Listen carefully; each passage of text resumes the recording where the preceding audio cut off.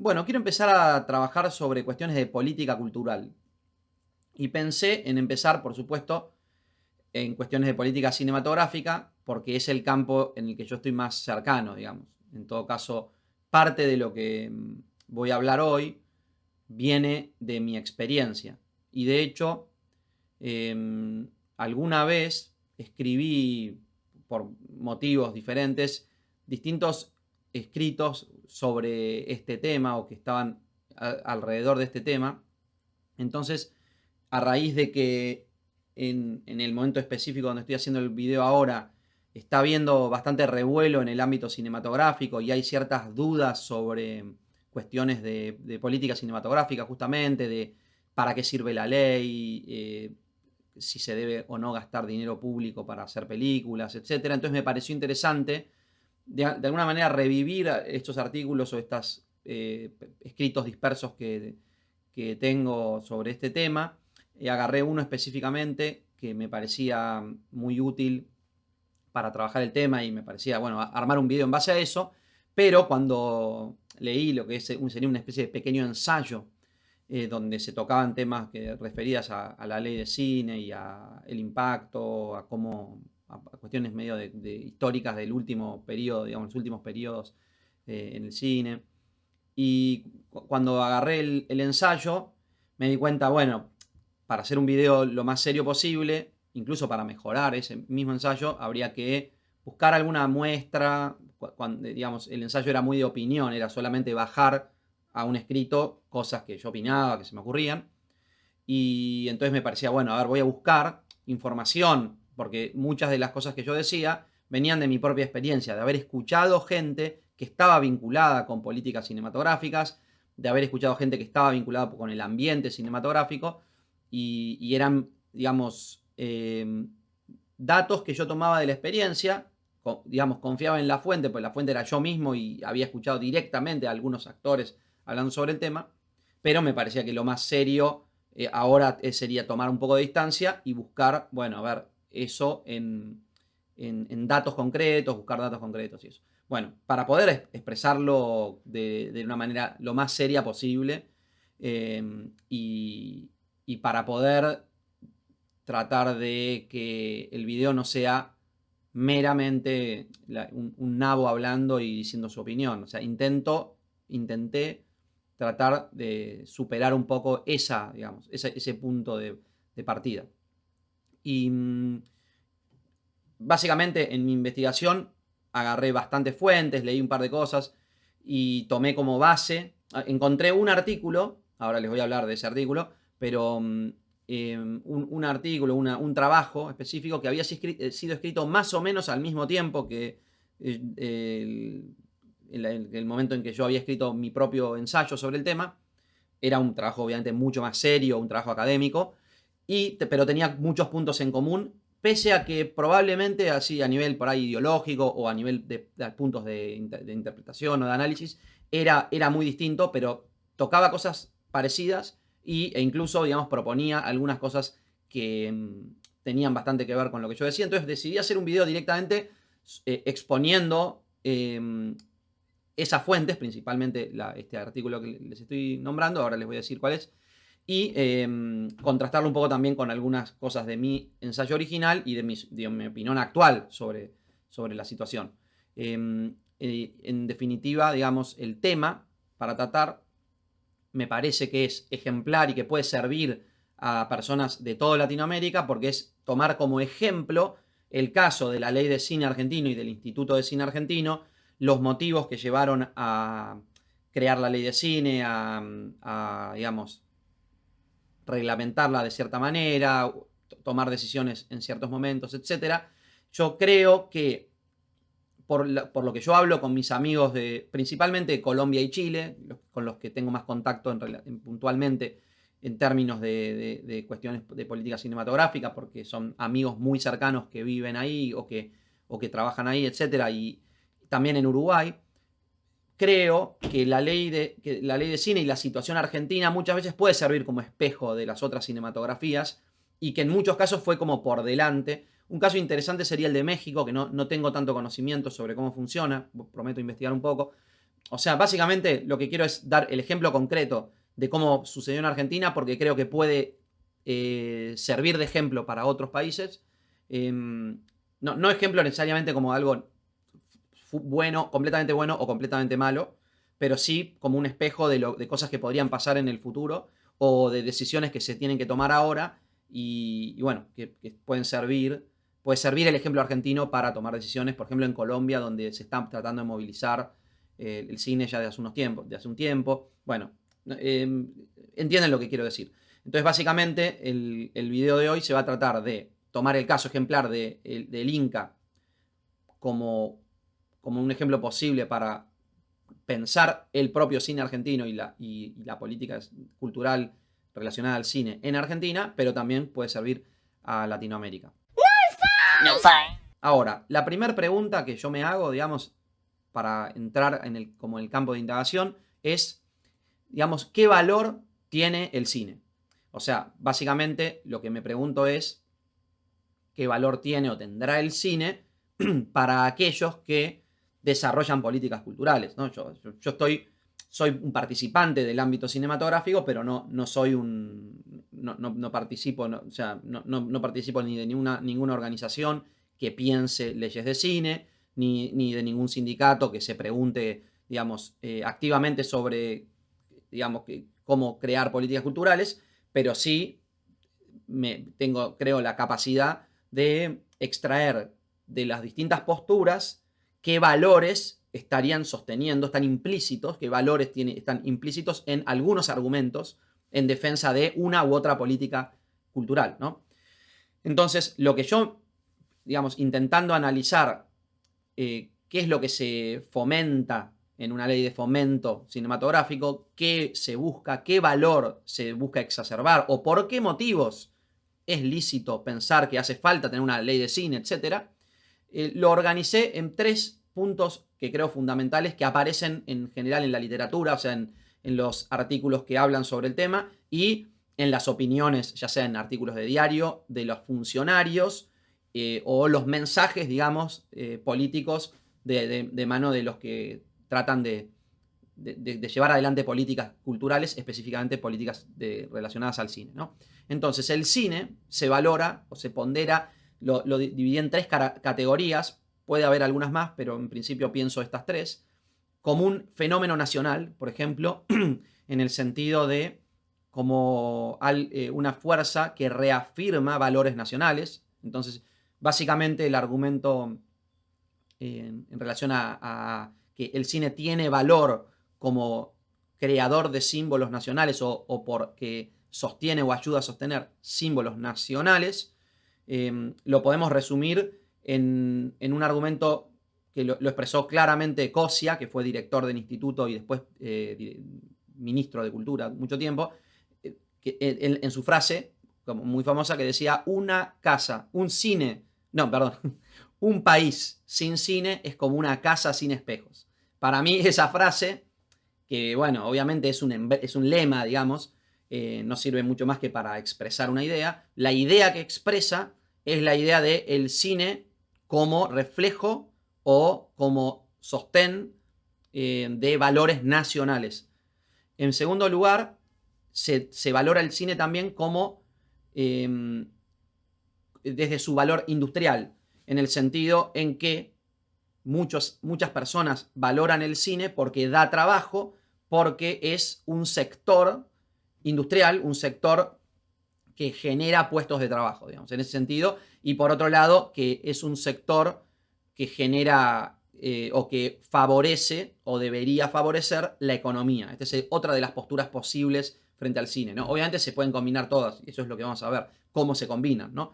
Pero un tercer factor consiste en afirmar que el cine es un arte, es un fenómeno artesanal, en donde los valores están vinculados a formas de creación, básicamente a la creatividad, aspectos creativos y a valores artísticos, ¿no? Entonces, resumiendo, lo nacional está vinculado a cierta identidad, diría yo, lo industrial relacionado a la economía y el aspecto artesanal al arte, ¿no?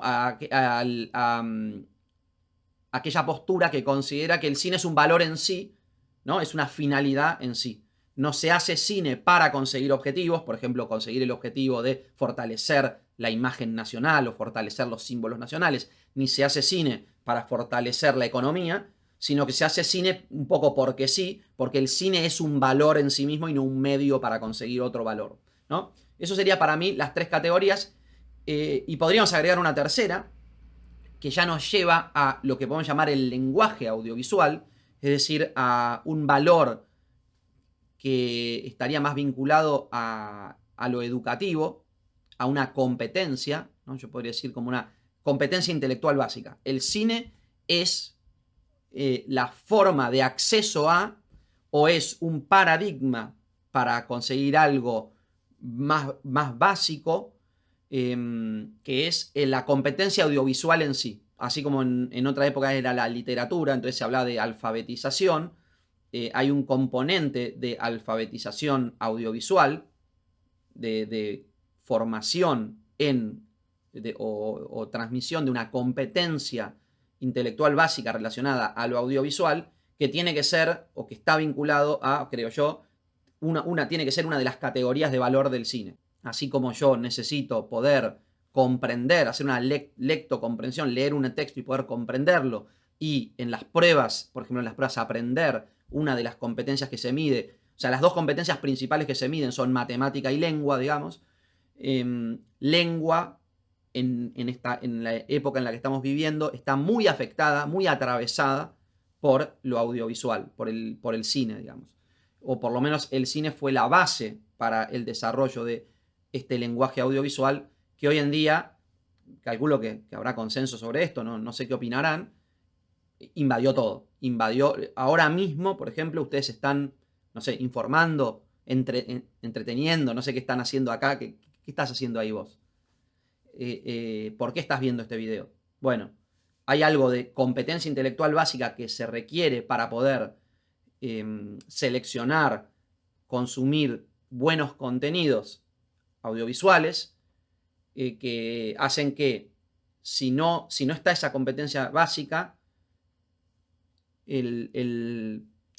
empeoramos como personas, podríamos decir, de la misma manera que alguien que el hecho de que la gente no le interese leer, no le interese adquirir conocimiento a través de la lectura, hasta cierto punto, digamos, de manera muy reductiva, podríamos decir que es peor, digamos, es peor para la persona, es peor para cómo se va a desenvolver en la vida. Bueno, lo mismo con el cine. Entonces, ese valor, en general, no está tan expresado en las discusiones sobre por qué hay que fomentar el cine. Si está expresado, coméntenmelo, digamos, díganme su opinión. Para mí está menos representado que las otras tres que di, que son las que principalmente se discuten en el foro, digamos, público, donde se discute sobre política cinematográfica. Una última cosa en relación a esto es una referencia a un tema que es central en este canal, que es la postura de Deleuze sobre el cine. O sea, hay una serie de videos sobre Deleuze como pensador y unas específicas sobre Deleuze como pensador del cine.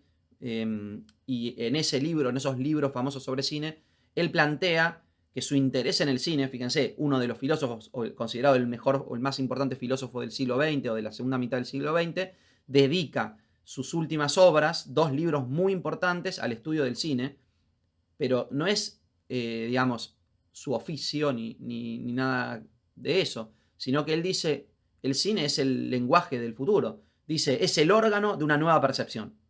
Entonces,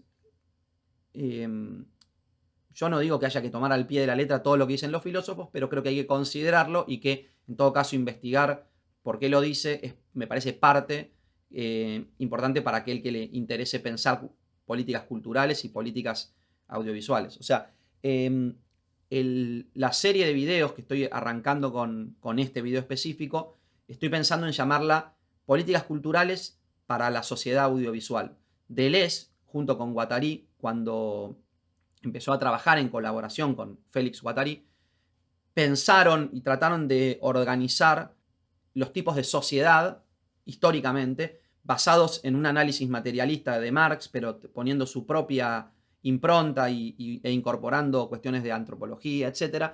Y hablaron durante el periodo en donde estaban creando el primer libro, que es el Anti-Edipo, hablaban de la sociedad audiovisual. Y esto, hasta donde yo lo entiendo, viene del lado más de Guattari y del lado de la lectura que hace Guattari, Deleuze y Guattari, pero sobre todo Guattari, de McLuhan, que también es un personaje que trabajo en el canal. Bueno, hasta ahí sobre cuestiones filosóficas o la base filosófica. En lo que me voy a concentrar ahora es en hacer una pequeña reseña histórica desde 1990, más o menos desde los 90 hasta la actualidad, de la situación del cine en los aspectos del fomento y de la ley y de las políticas culturales, o sea, la política cinematográfica en esta época. Entonces, para empezar, lo que podemos decir desde, digamos, que es por qué arrancamos de los 90, bueno, la década de los 90 fue una época de transición, básicamente, y de maduración del cine. Fue un poco la prehistoria de la revolución digital que impactó directamente en el 2000, creo yo, en la primera década del siglo XXI. Pero podemos decir que en los 90 se pasa desde una producción mínima, el pico, digamos, mínimo de producción fue en 1994, creo que hicieron 12 películas o algo así. O sea, el promedio durante los 90 era, tengo entendido que es de 12, algo, o sea, casi 13 películas anuales por año. Se pasó de eso a una explosión productiva, ¿no? Básicamente de 10 películas anuales a 200 películas anuales, y ahora ya deja de contar, pueden, no sé, miles de películas anuales en Argentina puntualmente, ¿no? Entonces, esta explosión productiva, yo lo que me pregunto, y lo que, digamos, se preguntan muchos de los que analizan este periodo, es por qué y cómo sucedió o se consiguió esto, o por qué se dio esto, ¿no? Por supuesto, la respuesta, digamos, inmediata que puede tener alguien que quiera defender la política cultural oficial, digamos, durante todo este periodo, podrían decir a causa de las políticas cinematográficas, a causa de la ley de cine, a causa del accionar del Instituto de Cine. Y eso, creo yo, es parte de la respuesta. Digamos, creo que si algo puedo aportar en este video, sin ninguna intención de estar, digamos, generando una polémica, sino simplemente aportando un punto de vista medianamente corrido del oficial, digamos, del que se usa oficialmente o habitualmente, es tratar de equilibrar esa mirada sumamente centrada en el valor de la política cultural, de las acciones, digamos, puntuales del Estado para favorecer y fomentar el arte cinematográfico. Voy a tratar de equilibrarlo con también una análisis y explicación. Eso era lo que pasaba un poco en el ensayo del que yo les hablé, el ensayo que yo había armado, ¿no? Yo me concentraba mucho, digamos, sin una intención consciente, pero me concentraba mucho en los aspectos del desarrollo del cine independiente, e independiente significa un poco al margen, obviamente vinculado y siempre con, ya sea roces, contradicciones, pero también colaboración con el cine más oficial, la parte del fomento oficial del cine, pero me concentraba más en el aspecto independiente, y entonces cuando salí a buscar información sobre el aspecto legal y la política cultural, encontré que estaba bueno combinar las dos visiones, digamos. No quiero defender una sobre otra, sino tratar de hacer una síntesis. Ese es el objetivo de este video específico y de la serie de videos que estoy arrancando. Entonces, el artículo puntual, creo que es la fuente principal, si bien hay otras fuentes, la principal desde donde saqué los datos y como la organización, que en general va a ser en términos cronológicos, pero la organización de esta reseña y de la interpretación de los datos sobre lo que hizo el instituto y lo que hizo la ley de cine, vienen de este artículo que se llama Cine para quién, a 20 años de la ley de cine en Argentina, de Bárbara Caletti García Diego. Si les interesa tener la bibliografía digamos, de una bibliografía recomendada sobre estos temas, les dejo abajo un link en donde pueden acceder a una carpeta mía donde puse ahí archivos. Tengo entendidos que son de dominio público, por eso los pongo ahí. Si hay algún problema con eso me avisan, pero en ese link van a poder, los voy a direccionar a una carpeta donde voy a poner material que creo que les puede servir. y alguna información extra también abajo les dejo por si les puede servir, para que puedan leer el artículo, que es muy recomendable. Entonces, lo que hice fue un mini resumen de esto, pero también en mi ensayo, que también lo dejo ahí en el link, tenía muchos puntos en común. Entonces, en algunos momentos les voy a ir advirtiendo que esto es parte de lo mío, parte de lo de Caletti y García Diego, para poder contrastarlo. Y también ella da pone citas de otras personas que también van a estar, los voy a incorporar, ¿no?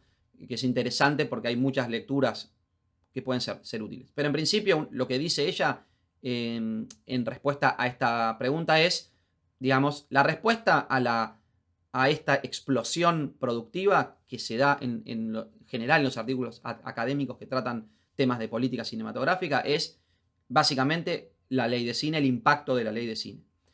Se promulgó en 1994 la Ley de Fomento y Regulación de la Actividad Cinematográfica Nacional, número 24.377, conocida como la Ley de Cine. Cuando hablamos de ley de cine, en realidad estamos hablando de una ley de fomento, ¿no? Ley de Fomento y Regulación de la Actividad Cinematográfica.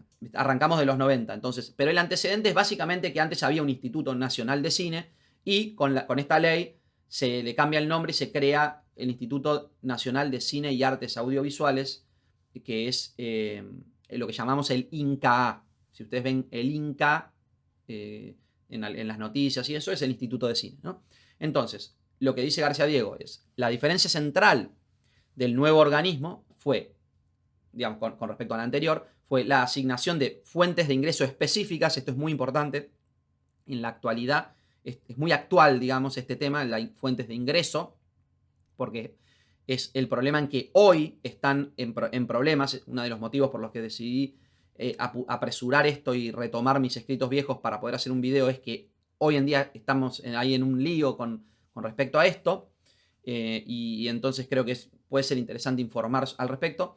Entonces, estas fuentes serían transferidas automáticamente y en forma diaria. Básicamente, ¿qué significa esto? Cuando alguien iba, por ejemplo, al cine, hay un porcentaje de la butaca, de lo que pagaba, de la entrada de cine, que era un impuesto que iba directamente al Instituto de Cine. No quiero aburrirlos con datos, pero en principio, por ejemplo, hay un porcentaje que viene de la compra de entradas. O sea, la gente compra una entrada, paga un impuesto. Ese impuesto va directo al Inca, es una parte de la entrada, un porcentaje. Después, creo que hasta donde yo tengo entendido, la parte más grande del dinero que le entraba al Inca, en el momento en que yo estudié cine, por ejemplo, era el dinero de la publicidad televisiva, ¿no? Entonces, es todo ese tipo de cosas, como la televisión está en declive, hoy en día estaba en crisis, digamos, el rating, etcétera. En esa época, cuando yo estudié cine, en los 2000, era muy importante este aspecto, era el más grande, digamos, de donde venía el dinero, pero de cualquier manera empezó a entrar una suma importante de dinero directamente al instituto, pero y esto agrega también Caletti y García Diego, en contraste con la mayoría del resto de los países latinoamericanos, esos recursos no venían de un presupuesto general, digamos, de un presupuesto público, sino a través de impuestos, o sea, cargas impositivas a eslabones específicos de la cadena cinematográfica. Como les digo, impuesto o sea, la plata del cine viene del ámbito cinematográfico, ¿no? Eso es interesante como decisión, digamos. Una cosa a tomar en cuenta, una curiosidad a tener en cuenta, es que la ley fue promulgada en los 90, en una época de políticas neoliberales, o sea, de política liberal, cosa que parece en contradicción con la idea misma de la ley. Eso para tener en cuenta como un posible objeto de estudio, idea para un artículo específico, ¿no? Sigo igual un poquito. En relación al fomento, cuando hablamos de fomento, mínimamente lo que quiero comentar en relación a esto es en cómo se fomenta, digamos, el cine. Hay vías de promoción, básicamente dos líneas de promoción: subsidios y créditos. ¿Qué pasa acá? Subsidios es básicamente, ustedes ya saben seguramente lo que es un subsidio, le dan dinero a un productor para que cree el producto. Créditos le prestan dinero, obviamente, el subsidio no hay que devolverlo. En muchos casos lo que pasaba es que en un principio se daba el crédito y cuando terminabas la película después te dan el subsidio. Eso generó problemas porque hubo gente que en mitad del proceso no pudo o completarlo o no pudo, digamos, llegar a la instancia de estreno o la instancia de estreno fue, digamos, muy mala, entonces eso no pudo, no tuvo manera el productor de devolver lo que se le había prestado.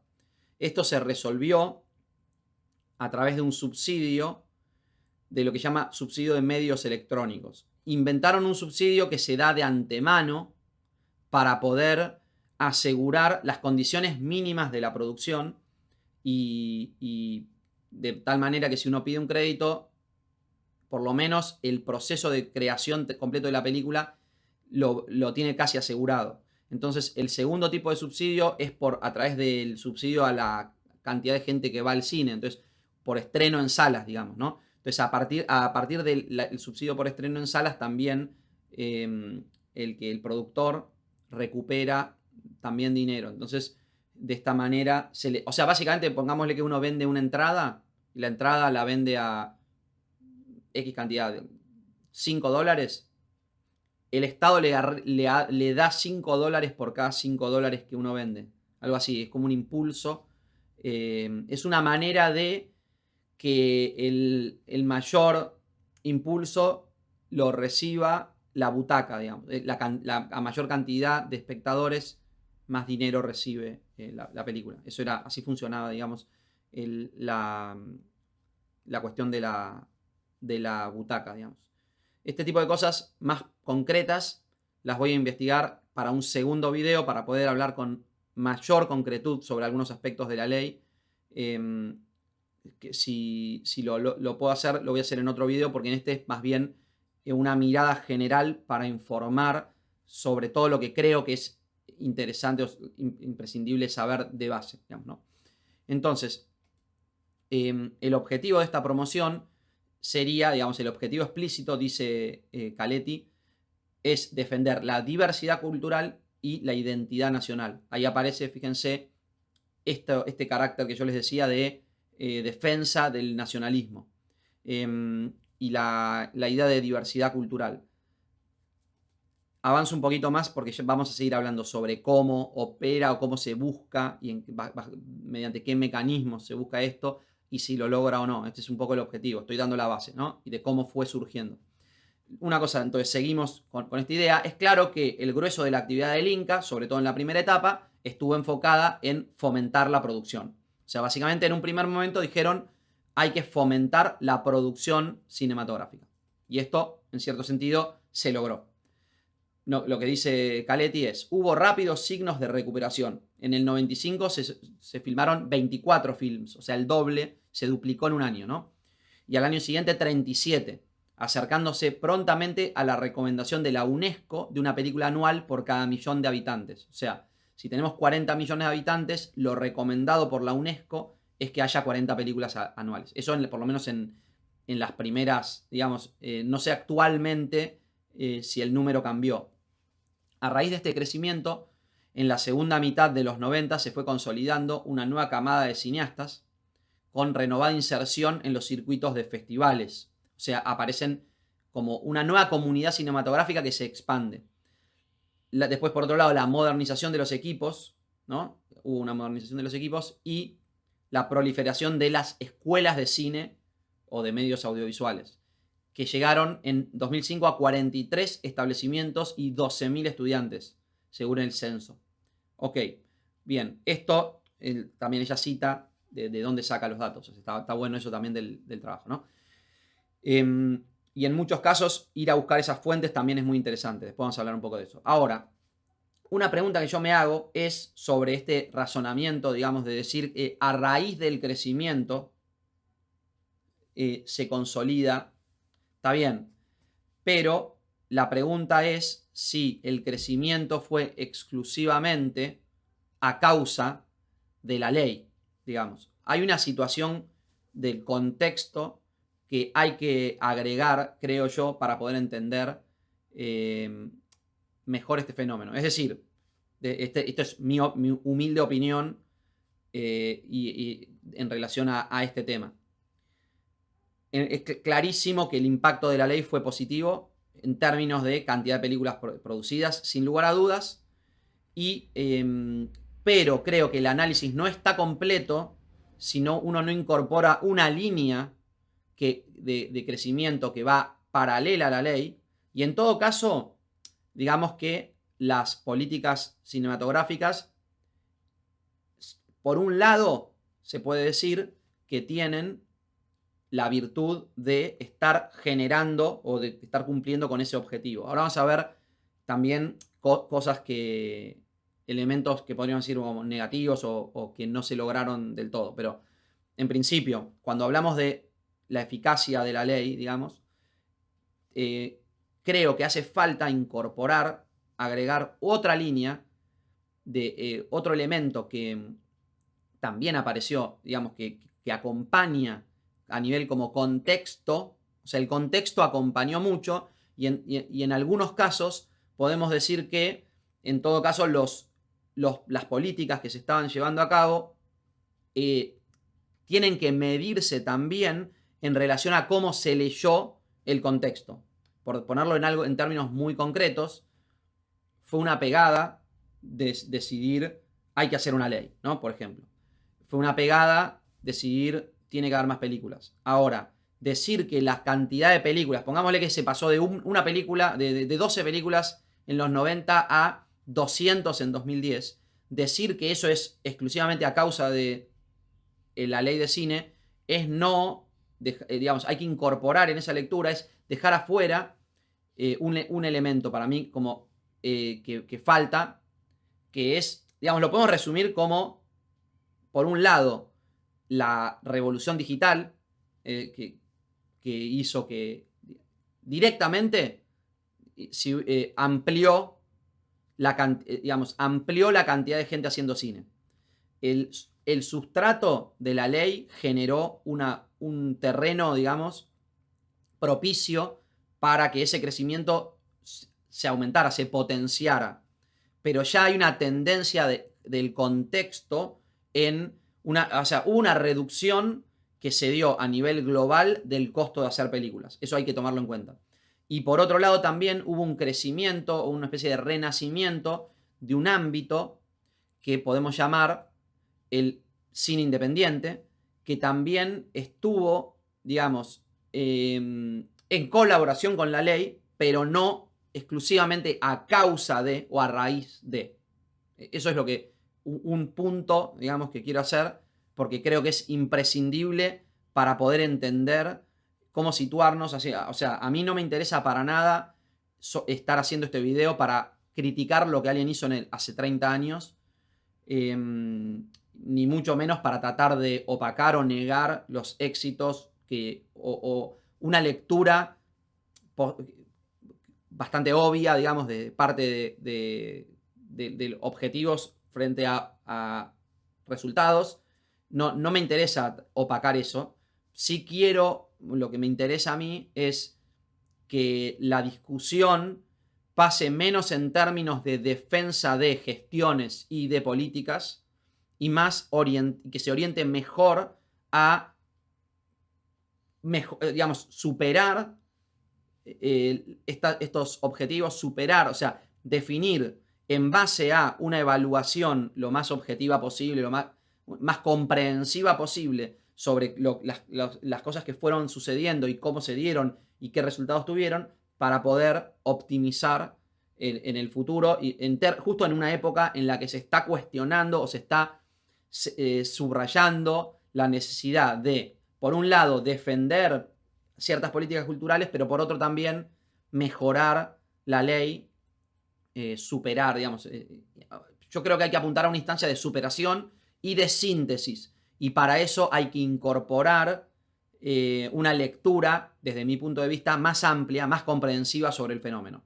Esa es mi postura, digamos, la tesis explícita de este video. Y entonces, en este sentido, me gustaría hacer una lectura paralela. También va a ser un poco reductiva, porque estoy dejando de lado los aspectos de la ley, que los estoy trabajando con el otro artículo, pero acá es donde entran fragmentos de mi propio ensayo, en donde hablaba sobre todo del desarrollo del cine independiente, que va en paralelo del desarrollo del cine que podemos llamar oficial, ¿no? el impacto, aunque están obviamente íntimamente relacionados, porque el hecho de que crezca el cine oficial también hace que muchos de los que trabajan en el cine independiente trabajen, yo mismo, digamos, en mi trabajo a veces me viene de trabajos que son exclusivamente independientes y a veces viene de trabajos que son exclusivamente oficiales, ¿no? En ese sentido, la separación es meramente para analítica, digamos, para poder hacer un análisis, diferencio los dos estratos, pero están íntimamente relacionados y se puede estudiar después como punto específico la forma de interrelación en otro momento, digamos. Para la base alcanza con hacer un mínimo análisis, y este es un análisis muy reducido, porque tampoco quiero aburrirlos con datos ni con opiniones, entonces pido disculpas si algo queda fuera. Por ejemplo, uno de los datos que doy acá es la creación de la Universidad del Cine, ¿no? Caletti García Diego señala que a causa de la ley crecen las escuelas de cine, pero también hay que decir que la Universidad del Cine, o sea, el ENERC, que es la Universidad del Instituto de Cine, es del 65, o sea, ya había una universidad. Ahora, no conozco lo suficiente, ni me crucé tanto con gente, o hablé tanto de cuestiones de política cultural con gente del ENERC, que es la Escuela de Cine del Instituto, como para poder hacer un análisis e incorporar al ENERC en este análisis. Entonces yo lo que tiendo a creer con respecto al ENERC, a la Escuela de Cine del Instituto, es que es un agente de ese cine oficial y que está muy vinculado el modo de producción que se propone, que se enseña en esa escuela. Espero que si alguien del ENERC ve este video y tiene una opinión contraria me la diga, que entienda que esto es de ninguna manera es malintencionado el análisis, es simplemente lo que yo entiendo. Pero creo que el ENERC es un agente del instituto, entonces se puede analizar en conjunto con eso. Y por otro lado, creo que la política, si hubiera una política implícita en la Universidad del Cine detrás de el modelo de Antin, de Manuel Antin, que propone con la universidad, es diferente, se puede analizar en diferente y representa de alguna manera ciertos ideales o ciertas ideas que podemos resumir en el cine independiente, pero no las agota. O sea, la Universidad del Cine es un agente de producción. Muchas veces personas de la Universidad del Cine, en una gran mayoría, trabajan con el Instituto de Cine, pero también hay un fomento al cine independiente en sí. Ahora voy a hablar de eso. Pero entonces, les leo la parte del ensayo, lo que yo decía, ¿no? La creación de la Universidad del Cine, combinada con demandas de parte de la crítica, o sea, hay que señalar la importancia de la revista El Amante durante los 90. O sea, una cosa, la Universidad del Cine es del 91, o sea, es 3 años anterior a la ley de cine. La revista El Amante de los 90 también, anterior a la ley. Y hay una demanda ahí de un nuevo tipo de cine. Y la creación del Bafisi a fines de los 90, que funciona como plataforma de despegue para nuevos directores y también continúa como el trabajo formador de la crítica. O sea, hay cierta continuidad entre El Amante y el Bafisi, el Festival de Cine de Buenos Aires. Todo eso contribuye a quitar el prejuicio que había sobre cine nacional, en el sentido en que, primero, favorece la aparición de la demanda, diría yo, en parte, o expresa cierta demanda que permite que también que haya mayor interés. Gradualmente despierta el interés, no solo a nivel nacional, sino también a nivel internacional sobre el cine argentino. Y de hecho, digamos, el fenómeno alrededor de estos eventos y incorporados también a la aparición de la ley de cine, creo, o sea, en la síntesis de estas dos cosas, la vía oficial y la vía independiente, dan como resultado lo que se llama el nuevo cine argentino, que creo que hay que incorporar en la lectura, digamos, en esta reseña histórica. No me meto mucho más sobre esto, pero en principio lo que a mí me parece interesante del análisis es que la forma en que el instituto fomenta la creación de una comunidad cinematográfica es diferente a la forma en la que la universidad y el ámbito independiente la fomenta. Y esto tiende digamos, podríamos tender a analizarlo como dos polos contrapuestos.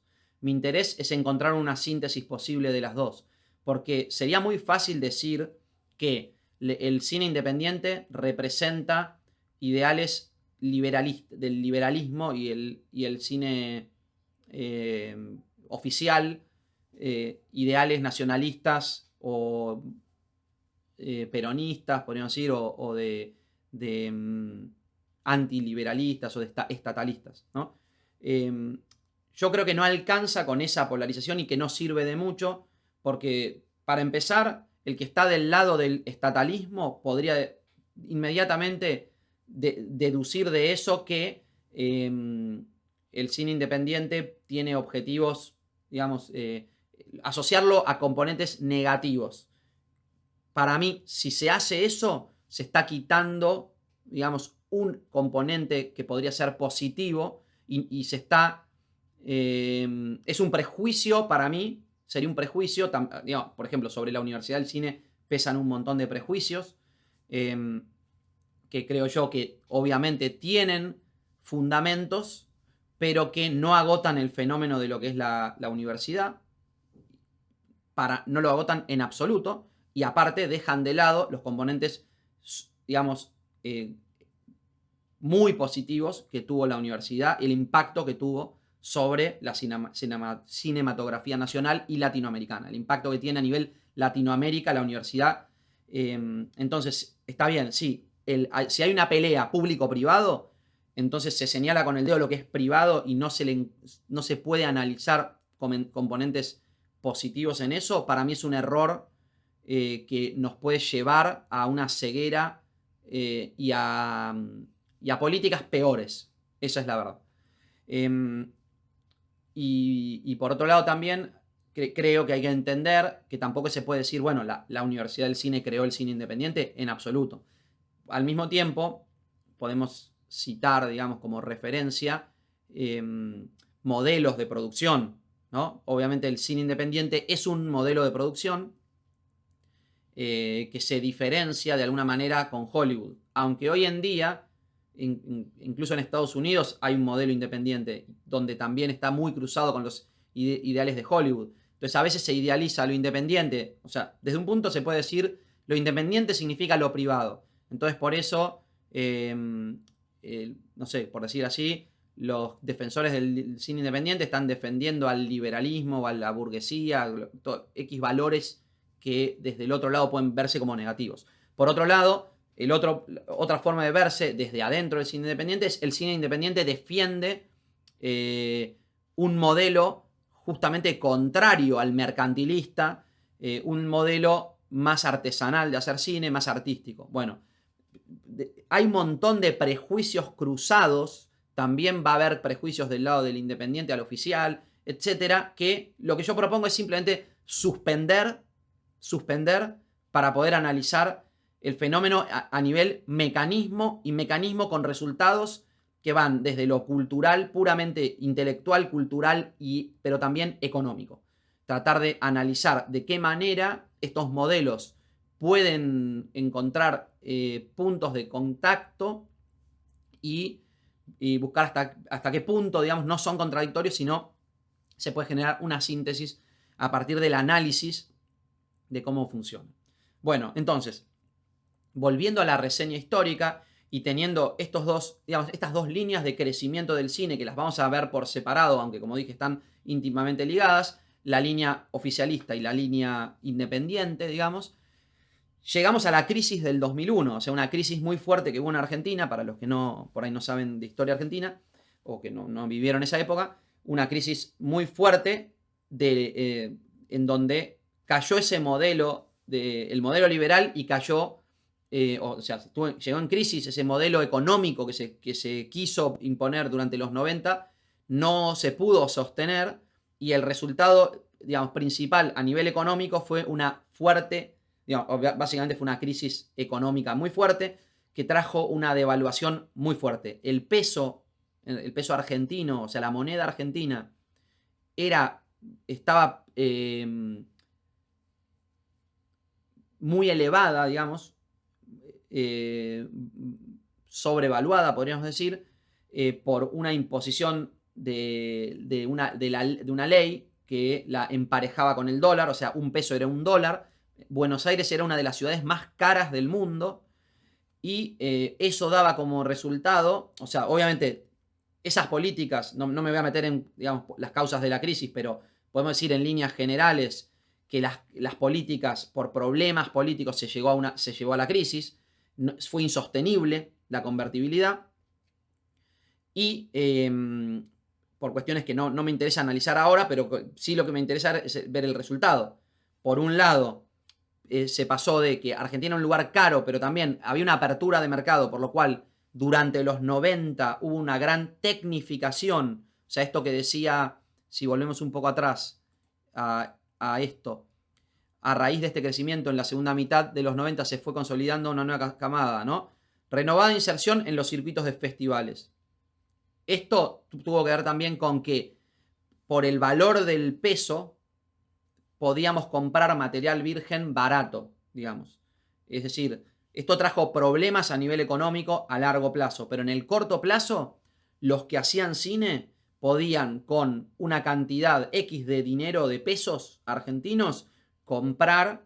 Era barato el material virgen, que históricamente era caro en Argentina. Esto permitió también que se filmara más. O sea que la política no es exclusivamente la política económica, la política cultural, sino también que hubo aspectos de la política económica que favorecieron una tecnificación del campo cinematográfico, es decir, hubo estudiantes de cine, se compraron equipos porque eran accesibles, porque la importación estaba abierta, porque relativo al valor internacional de esas herramientas, para nosotros era relativamente barato comprarlas. Entonces, ¿qué pasó?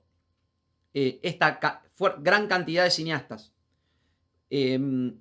estudiantes de cine, en muchos casos personas de alto poder adquisitivo, en una época en donde el poder adquisitivo, por causa de la paridad dólar-peso, era también alto en las capas que se podían dedicar a actividades artísticas, se compraron un montón de equipos y a causa de esto, digo, porque hay que tratar de hablar de manera comprensiva, no tener un prejuicio de, no puedo hablar bien de la época de los 90 porque hay un velo sobre la... No, o sea, yo no estoy defendiendo el modelo económico, estoy diciendo que a causa de ese modelo económico que trajo un montón de penurias, en el ámbito cinematográfico sí pasó esto, digamos, este fenómeno. ¿Y qué pasó después con la devaluación? Una comunidad altamente tecnificada, de golpe, tuvo este enorme capital tecnológico, pero también un capital cultural que después siguió creciendo, y vamos a ver que a posteriori con las otras, digamos, políticas culturales y económicas siguió creciendo e impactó incluso más, pero también por otros fenómenos que vamos a analizar. Pero básicamente, en la crisis del 2001, que fue dolorosa, que no se puede defender para nada y que trajo un montón de problemas, también a aquellos que estaban tecnificados les trajo beneficios. ¿Por qué? Porque de golpe una comunidad recientemente creada en un país que de golpe es baratísimo para todo el resto del mundo, se volvió barato filmar en Argentina y encima había un cuerpo técnico e intelectual muy bueno y grande, que ofrecía servicios a valores muy, muy bajos y que encima estaba tecnificado. Por ejemplo, por decir un ejemplo específico, los que compraron equipos de sonido que eran carísimos en esa época, ¿no? Como que era algo, una inversión pueden ser 10 o cientos de miles de dólares, cosa que después de la crisis del 2001 era imposible de pensar. En los 90, por los sueldos, por ciertas cuestiones, a personas que ya igual tenían alto poder adquisitivo les resultó negocio comprar, y después podía, digamos, como el valor del dólar era muy alto dentro de Argentina, podían cobrar barato en dólares, vivir como reyes a causa del gran capital que habían obtenido en los 90, ¿no? Entonces, sin juicio de valor, eso fue una de las cuestiones que pusieron en esa primera época, digamos, del siglo XXI, en la primera década del siglo XXI, en un lugar de privilegio también a los técnicos del cine. Básicamente lo que dice Caletti dice algo parecido. Si bien la devaluación del tipo de cambio dificultaba la importación, o sea, lo que puso ahí fue, se cerró se puso una barrera para que a los nuevos les resultaba difícil, pero los que ya estaban, el establishment adquirió mucho poder y estaba muy bien capitalizado, digamos, ¿no? Dificultaba la importación de equipos e insumos, eso hizo prohibitivo la filmación. Este problema se resolvió después con la revolución digital, pero pasaron 10 años en el medio. Pero al mismo tiempo creó condiciones favorables para la producción y para la exportación de películas, porque los costos de filmación eran muy baratos. O sea, básicamente, por ahí vos con $10.000 se podía hacer una película que en otro país costaba 50.000, pongámosle, ¿no? Digo, son precios que parecen prohibitivos, pero desde el punto de vista de producción cinematográfica es nulo directamente, ¿no? Pues estoy dando ejemplos así medio al azar. Pero básicamente ser 5 veces más barato que otros países te pone en un lugar de competencia fuerte. Obviamente esto también lo podemos leer como, bueno, tiene un impacto negativo para los que quieren entrar al ámbito, ¿no? Pero básicamente los costos, digamos, de producción se bajaron. El costo humano, digamos, de trabajo humano se bajó mucho. Pero también el mismo, pongámosle, si dividimos entre técnicos como trabajadores y los productores o los que tienen los capitalizados, ¿no? Como capitalistas, por ejemplo, que tienen estudios de sonido, estudios de procesos, digamos, los que tienen maquinaria técnica, o incluso el técnico que se compró su propia maquinaria, que es un híbrido, digamos, entre capitalista-trabajador, porque tiene su propio medio de comunicación, el dinero le servía y tenía un capital que lo tenía congelado. Se lo había gastado en una época en donde 1.000 pesos era $1.000, ahora con 1.000 pesos podés vivir, pero esos 1.000 pesos son $300, por decirlo así, ¿no? Por dar ejemplos puntuales de cómo pudo haber sido esa época. Yo la viví, digamos.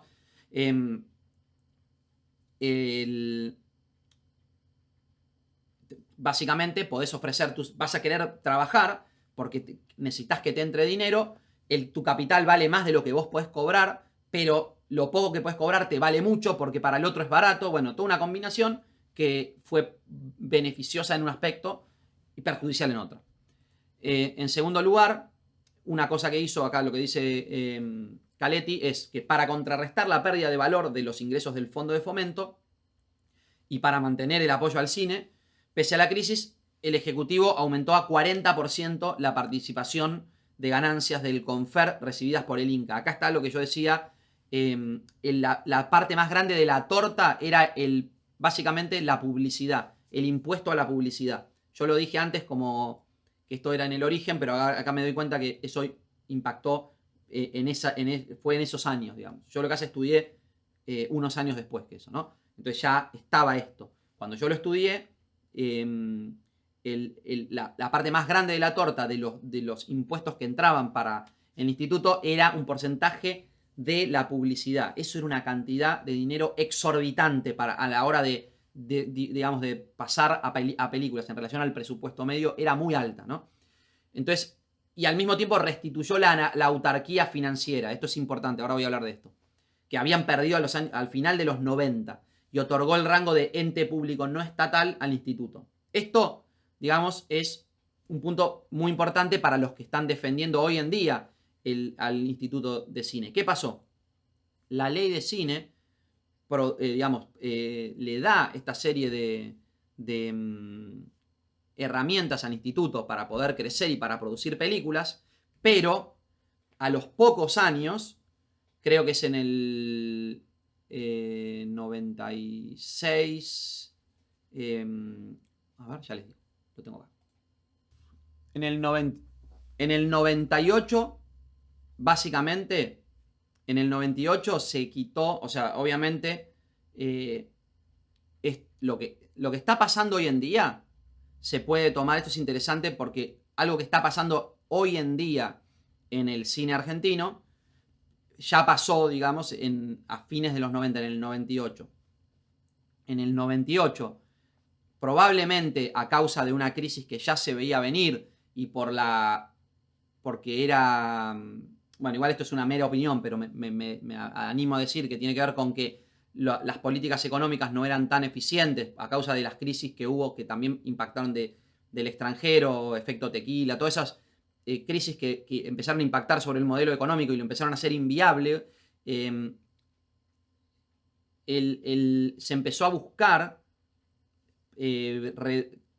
reubicar, digamos, los impuestos. Entonces se decidió que el Inca ya no administraba su propio presupuesto, o sea, no era una institución a la que se le daba dinero y el instituto, digamos, organizaba, reglamentaba según la ley a quién, cómo repartía el dinero, sino que se quitaron esos fondos y fueron directamente a Nación.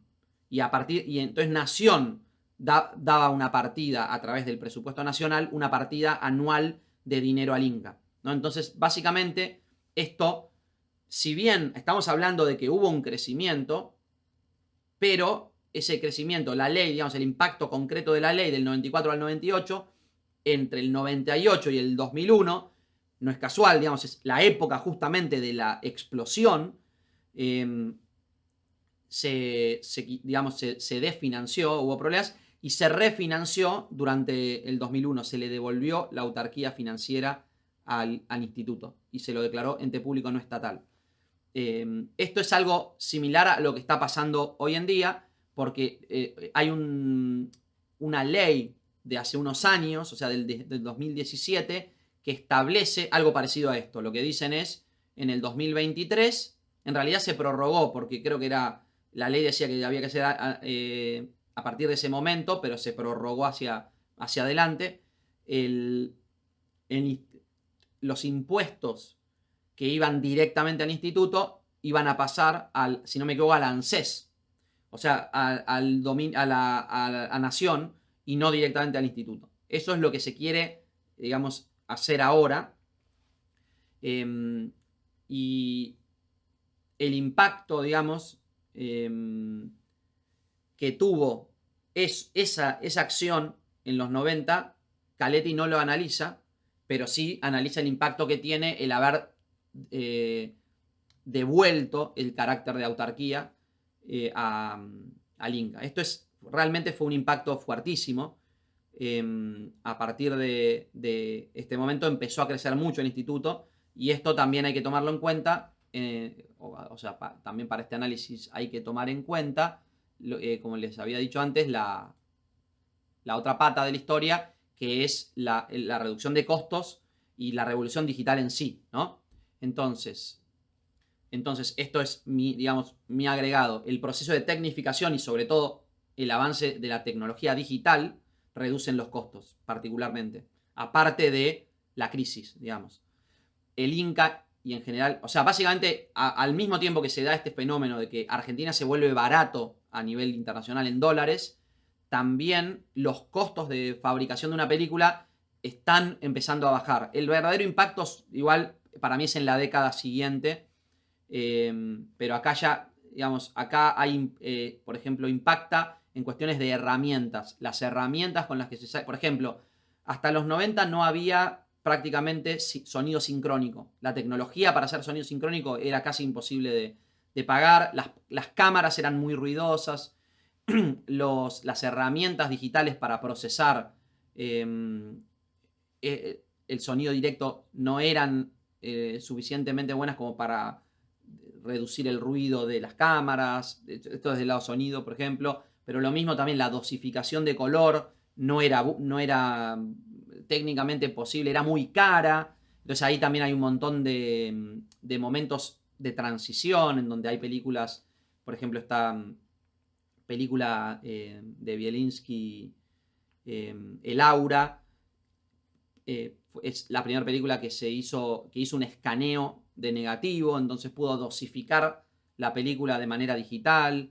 Bueno, un montón de cambios que se van dando gradualmente, pero verdadero impacto es cuando el material virgen llega a costo cero, prácticamente, ¿no? Ese es el culo de botella de la filmación, era el costo altísimo del material virgen, que hoy en día eso se resolvió por un proceso de tecnología digital, digamos. No es algo de política cultural solamente, ¿no? El Inca y en general el establishment, creo que hay que agregar, el establishment resisten estos cambios en general. Sobre esto se podría hablar muchísimo, yo viví ese proceso de digitalización del cine. Por ahí en algún momento, si les interesa, déjenme mensajes, pero se puede, o sea, hay para mí, a la par que se valora el trabajo de políticas culturales, de fomento del cine, también hay que comprender, desde mi punto de vista, pero digamos, de nuevo, parte de la tesis de este video, es que por muchos motivos se podría decir que el instituto actuó de manera conservadora en muchos casos. Y ese conservadurismo está vinculado al sostén de un establishment. Por ejemplo, los que quedaron del lado bueno de la torta, como que ya estaban tecnificados, capitalizados, ya cumplían los requisitos para obtener subsidios, obviamente quieren defender su porción, digamos, y pensar que a causa, por ejemplo, de la explosión de estudiantes de cine, de golpe la partida de dinero se tiene que subdividir entre miles de personas más, y que se está construyendo un ámbito de producción que trae nuevos actores, genera, digamos, tensiones. Entonces, en general, si bien a veces, y en algunos trabajos académicos que defienden los modelos de política cultural, van a defender una gestión en cuanto a que es innovadora, obtuvo resultados comparado con el resto de Latinoamérica, es muy bueno, etcétera, pero también desde como uno lo vive, hay que decir que también hay aspectos conservadores, aspectos reaccionarios en lo que tienen que ver no solamente a contenidos en algunos aspectos, pero sobre todo a mecanismos, y esto lo vamos a ver bien, a cómo funciona la ley y el modelo de producción que defiende, que es en definitiva un modelo industrial, en una época en la que el modelo industrial, el mismo modelo, estaba cambiando. Entonces, no se puede solamente decir, no podemos enfocarnos solamente en los éxitos que no se niegan, sino que creo que hay que, para equilibrar, concentrarse en aquellos aspectos en donde también hubo oportunidades que no se pudieron aprovechar del todo y que todavía no se están aprovechando, para ponerlo en claro. Entonces, con esto en mente, vamos a igualmente hablar de los resultados de la autarquía, que son favorables en algunos términos. La activa intervención estatal, esto está de nuevo en Caletti, ¿no? La activa intervención estatal y esta nueva ventaja competitiva resultaron en un notable aumento de la productividad cinematográfica argentina. A esto hay que agregar también la reducción de costos y la tecnificación que venía de, bueno, que esto está metido en la cuestión de la ventaja competitiva. La ventaja competitiva respondía a políticas económicas del momento y a políticas económicas de los 90 que habían capitalizado a ese sustrato que era la comunidad cinematográfica. Resultaron en un notable aumento de la productividad cinematográfica, que a partir de entonces superó las marcas históricas en cuanto a cantidad de películas producidas. Segundo lugar, no quedan dudas, esto lo saca de un artículo de Palma. Yo intenté leer este artículo pero no lo conseguí, pues está en un libro, pero lo saca directamente de un artículo que está publicado en un libro de 2006. La recuperación de la industria fílmica o su renacimiento fue producto de los aportes del Estado, dice Caletti, citando a Palma. A partir de 2010 se advierte además una clara estabilización de la participación alrededor del 40% de la cartelera. Esto es enorme la cifra. Es decir, 4 de cada 10 películas estrenadas son argentinas en el 2010. Bien, esto que digamos, en principio aparece como un éxito rotundo, tiene también cosas que hay que tomar en cuenta, ¿no? Para empezar, este razonamiento, la cita de Palma, para mí es incompleto. No pude leer el artículo, por lo cual O sea, no puedo argumentar específicamente por entender bien por qué lo dice o si el mismo artículo contrapone esto que estoy diciendo, pero para mí le falta un componente. Obviamente el componente está más del lado de la explosión digital y el ámbito independiente que creció por su parte, no solamente a causa de la ley y del aporte estatal. Y por otro lado, esta idea de que el 40% de la cartelera es argentina no es tan bueno como suena, y de esto, digamos, en esto se concentra el trabajo de Caletti a partir de ahora, lo cual es lo que vamos a ver ahora, ¿no? Una cosa que dice ella es: estamos aún muy lejos de que 4 de cada 10 tickets vendidos sean de películas locales. O sea, la estadística dice 40% de las películas son argentinas que se estrenan, pero esto también es a causa de una intervención estatal, pero que no da como resultado el fomento de la demanda, digamos. Lo que se aumentó fue la oferta. Se aumenta la oferta de películas argentinas y vamos a ver también a través de qué mecanismos, básicamente leyes auxiliares, se fomenta también que esas películas sean estrenadas y se mantengan en el cine. Aún así, estas leyes auxiliares tienen buenas intenciones, pero no lograron completamente lo que se buscó. Pero básicamente lo que se propuso es las leyes de cuota de pantalla y media de continuidad, que ahora voy a explicar. Básicamente, en relación al problema, esto es lo estoy poniendo en paralelo con lo de Caletti, pero esto es de mi ensayo. Digo, voy a leerlo y ahora lo comento. La gestión del instituto consideró en ese momento que la diferencia entre los costos de producción de los llamados tanques hollywoodenses y las producciones nacionales implican una forma de dumping. O sea, ¿qué pasa? Digamos, dos productos de costos sumamente diferentes son ofrecidos al público por un mismo precio. Entonces, o sea, esto es un poco un análisis que se hace de la situación. Por un lado, se fomentó la producción, ¿no? Y aumentó la productividad. Eso estuvo buenísimo. Y aparte, el aumento de productividad también hace que más gente esté haciendo cine. O sea, va a impactar de alguna manera en la calidad. Hay que ver cómo se puede hacer para que el impacto en la calidad cinematográfica, que es algo que todavía no estuvimos tratando y que no aparece explícitamente, o que es difícil imaginar cómo la ley puede ayudar para favorecer la calidad, porque primera parte hay que definir qué es calidad, etcétera. Pero digamos que lo que se fomenta en principio es la productividad, y esto va a ayudar a otras, digamos, variables. Pero en principio lo que no se pudo fomentar o que faltaba y que empezaron a notar como un problema es el fomento de la demanda, o sea, el fomento del consumo de ese cine que se estaba produciendo. Y ahí es como cómo impactás directamente en el usuario, cómo generas el deseo en las personas de ver ciertas películas. Y ahí obviamente entra en el medio cuestiones que ya atañen a políticas culturales específicas y atañen a la cuestión del monopolio hollywoodense. Digamos que no necesito explicar mucho qué significa. Ahora, en términos económicos, se habla, o sea, en términos técnicos de competencia económica por la imposición de un producto o la venta o la oferta de un producto, se habla de dumping cuando, pongámosle que uno fabrica, hay un competidor que fabrica tornillos y el costo de fabricación es 10 pesos y los vende a 15 pesos, ¿no? O a dólares, pongamos dólares. El costo de fabricación es 10 centavos y lo vende a 20 centavos.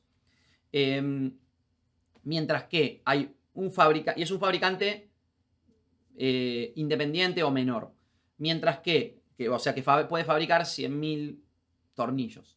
Mientras que un gran fabricante, un tanque de la fabricación, fabrica tornillos cuyo costo es de 10 pesos también, pero tiene una capacidad de fabricación de 1.000.000 de tornillos por día, pongámosle. Mientras que el competidor tiene una capacidad de 100.000 tornillos por día. ¿Qué hace? El competidor 2, para ganar su sector, una actividad que es considerada predatoria que puede hacer es poner a la venta el tornillo a 10 pesos. O sea, está vendiendo el tornillo al costo.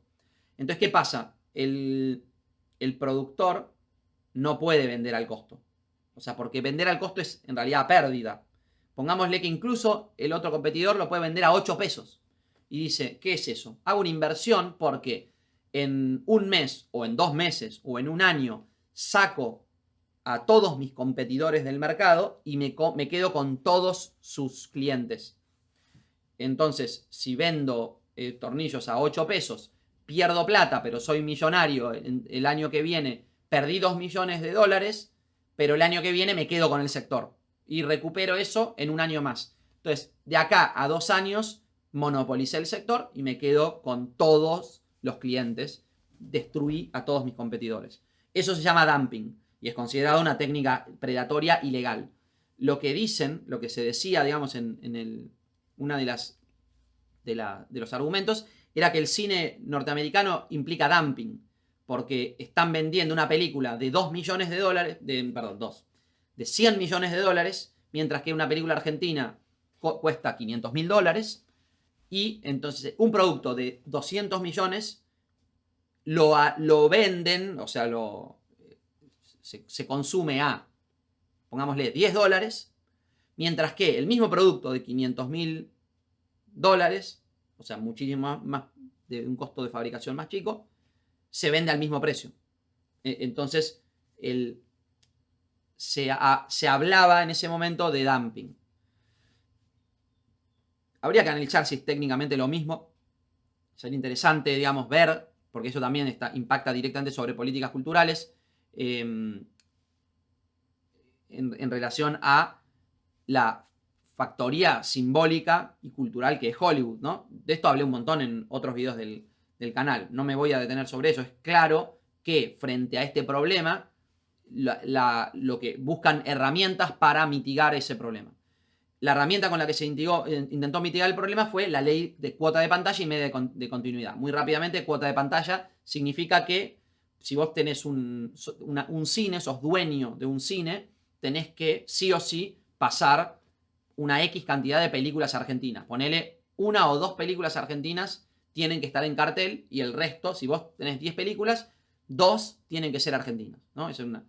En segundo lugar, la media de continuidad significaba que vos no podés sacar de poner una película argentina y sacarla de cartelera a la semana, porque eso destruye al productor, porque necesita que esté más tiempo. Regulaba cuánto mínimo de espectadores tenía que hacer una película para que se mantuviera en cartel, y si no llegaba a ese número, ahí estaba permitido sacarla de cartel. Bueno, impulsó, digamos, a través de estas 2 leyes, y entonces seguía diciendo yo, este es el ensayo mío, el impulso que da la inyección de dinero a la producción generó un pico en la cantidad de producciones oficiales pasando la mitad de la década, pero el problema de la distribución persistió, o sea, seguía. Esto está muy parecido a lo que dice Caletti, pero pues yo lo puse textual lo que yo había dicho.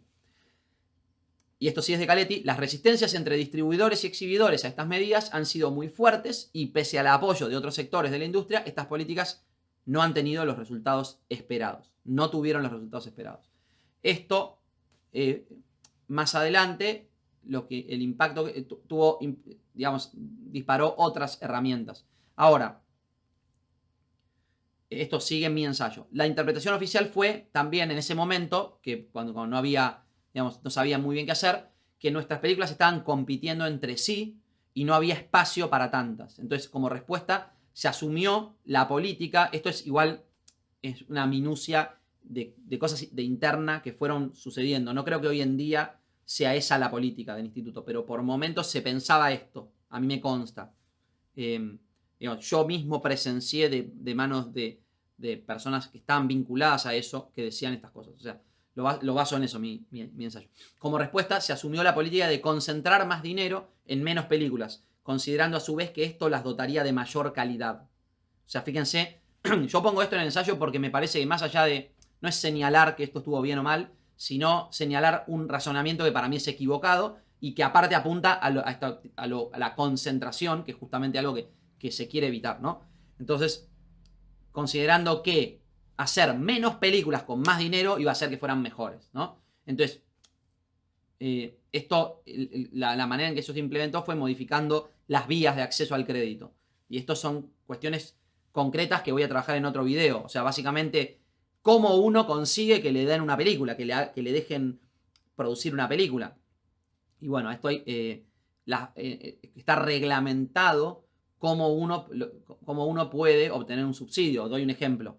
En la gestión pasada de política, digamos, se implementó un sistema de puntaje. Ese puntaje hace que uno de alguna manera tiene que ya haber hecho cosas para poder acceder como por niveles, ¿no? Si uno no hizo, no sé, tiene que tener cierto puntaje o asociarse con personas que tengan puntaje para poder acceder al subsidio. Bueno, esto es como, tiene un componente un poco elitista que no está bueno para mí. En concreto, para esto hay que tratarlo, se está discutiendo también hoy en día este tipo de cosas. Lo voy a tratar en el próximo video, toda la parte más concreta. Primero está la base, ¿no? En segundo lugar, seguimos. En relación a esto, podemos contraponer la política de la Universidad del Cine. Esto también estaba en mi ensayo. Recuerden que el ensayo estaba más concentrado en el cine independiente. Entonces, está actuando como contrapeso. Yo ponía como ejemplo la política de Antin. También se lo escuché explícitamente decir Antin, que estaba en desacuerdo con las políticas o sea, yo personalmente escuché que él decía eso, por eso lo pongo ahí, lo puedo afirmar ahí. Estaba en ese momento no de acuerdo con las políticas. Esto fue más o menos 2009, 2010 creo. La política del instituto era reducir la cantidad de personas que pueden acceder al subsidio y dar más dinero para que las películas fueran de mejor calidad, para competir con Hollywood, porque se interpretaba que se requería más dinero para poder competir.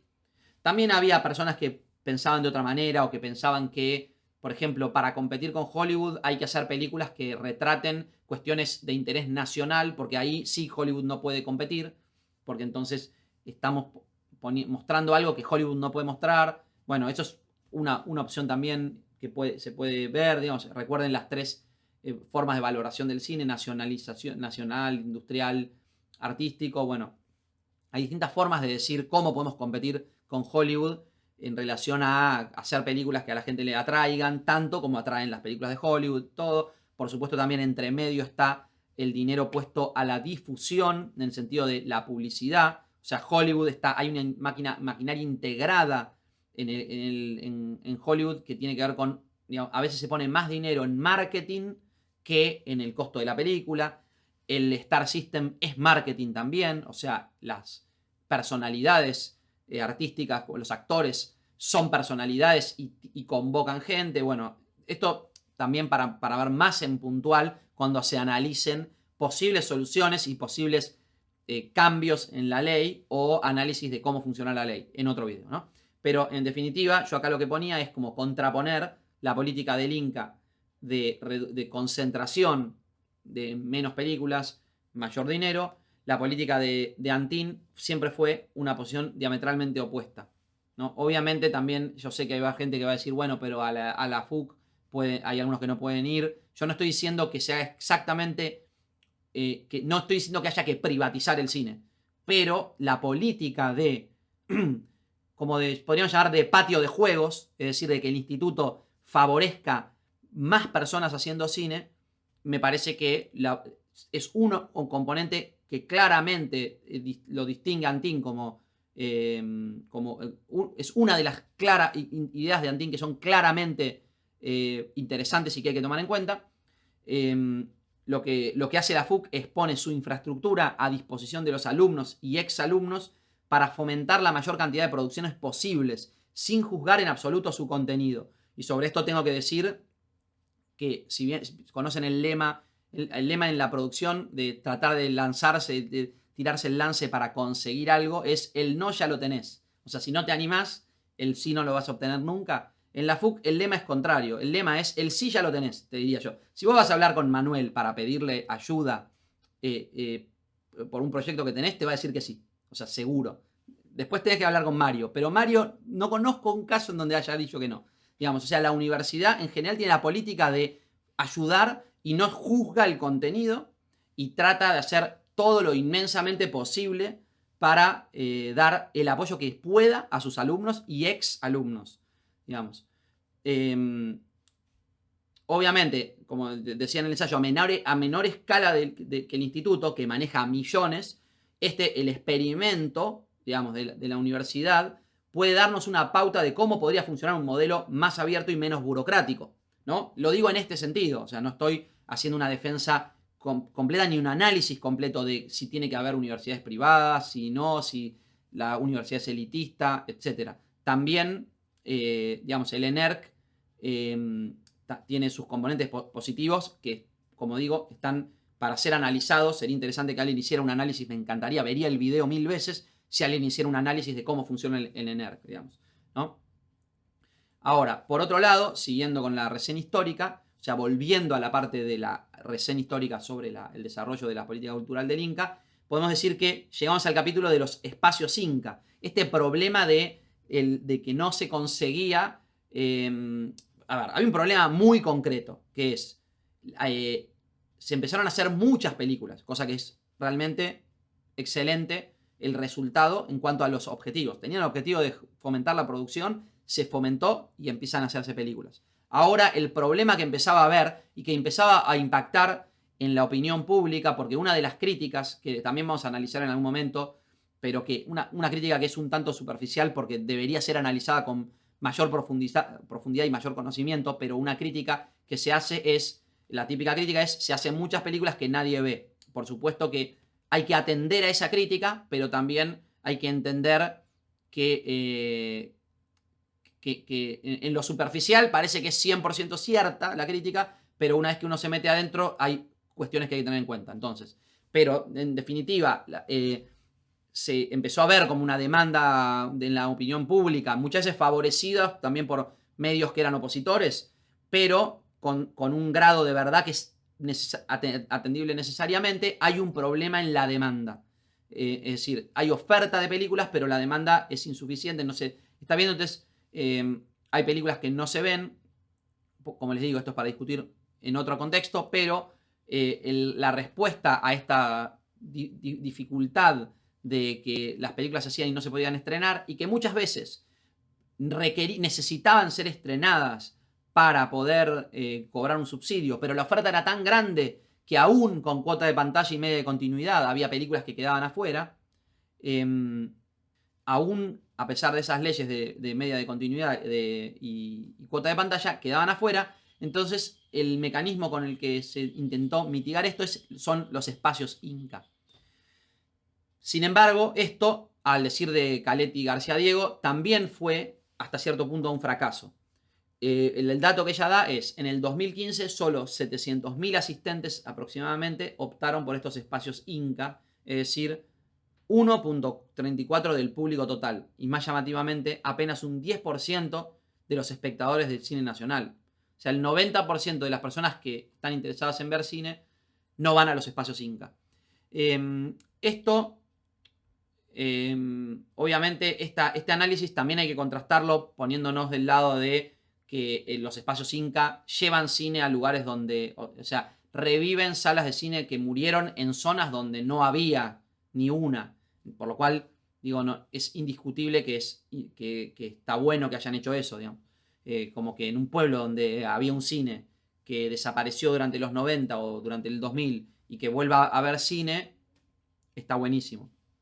Creo que lo que está diciendo Caletti, que es un poco el foco de su artículo, que coincido plenamente, es marcar que todavía no se encontró la solución al problema de la demanda, de crear consumidores que estén interesados en consumir cine argentino y que el cine argentino despierte interés a los propios argentinos, al nivel que necesitamos que lo tengan. O sea, porque obviamente mejoró el interés, pero al nivel al que necesitamos que lo tenga. Pero bueno, en definitiva, digamos, lo que dice Caletti es, pese a los múltiples intentos de fomentar el consumo de cine argentino, sigue sin acompañar el auge productivo. Un auge productivo, pero no hay consumo de cine argentino al nivel de lo que nosotros queremos. Entonces, conclusiones del artículo de Bárbara Caletti. Primero va a poner, llegando al final, dos citas que saca de un libro no sé si es libro o artículo, tiene como 130 páginas, es muy interesante, de Getino y Yargorodotsky.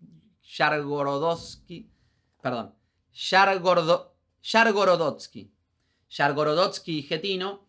Les voy a dejar, prometo leer lo estuve leyendo hoy un poco, no llegué a resumirlo porque es largo, pero prometo leerlo y vi que tiene muchas cosas como muy interesante el análisis, pero vamos a leer las citas y a comentar las citas. Los comentarios fueron pensados antes de leer el artículo de Getino y Yargorodotsky completo, así que prometo en el futuro por ahí agregar, pero en definitiva, en relación a esto que se está diciendo, leo la cita. En tanto que, preocupada por asegurar la existencia de una industria cinematográfica nacional, la acción del Inca está concentrada en el sector de producción, dejando en segundo plano el estímulo a la comercialización, o sea, y por ende el desarrollo pleno de su potencial. Con esto estoy completamente de acuerdo. O sea, desde un punto de vista económico, de funcionamiento económico, y de un punto de vista de tomar como objetivo no solamente que se produzcan películas, sino que éstas interesen al público, una de las herramientas que claramente falta es un estímulo, el estímulo a la difusión y a la comercialización. Esto puede tener un montón de razones, y esas razones las vamos a ver en la próxima, cuando analicemos en concreto, porque, por ejemplo, pero les doy un ejemplo. Podemos decir que hay un circuito económico en el cual el productor sale satisfecho. O sea, yo lo puedo decir en términos concretos míos de las veces que participé en películas del instituto.